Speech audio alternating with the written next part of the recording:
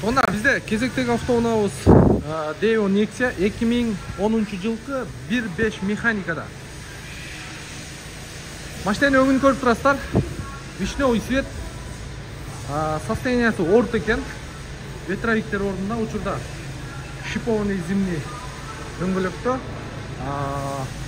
Кузовта анча-мынча баягындай чириген жерлери бар.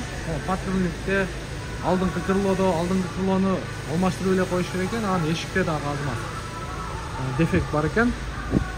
Мына калган жагы боюнча жакшы эле экен. Мына крыло негизи ушул 4 крылода бар экен. Анан документ боюнча жакшы дейт. Баасы боюнча буюрса 170 000 торг коюлган.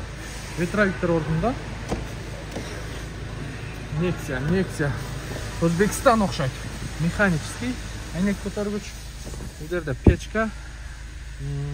Магнитофон. Жасай турган несі бар азыр? Жасай турган эч нерсеси жок. Только айдаш керек да. Жасай турган эч нерсеси жок дейт.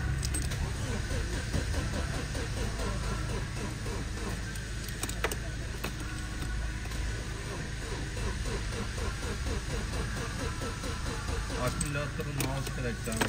Аккумулятор которуш керек экен, а? Бираз сабай болуп калды.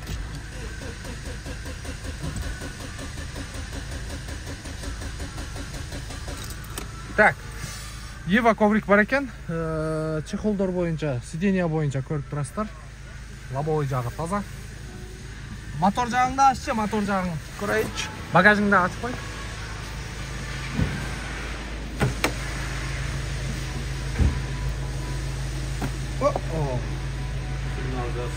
Сигнализация барбы? Сигнализация дагы бар экен. Так, жакшы. Мотор жагын дагы ачып көрөлү. Куюлма дискада. Титановый дискада, мындай айтканда. Ушул инелерибизге. Да, 1.5 экен, а бул? 1.5. Простой мотор деп коебуз го туугандар.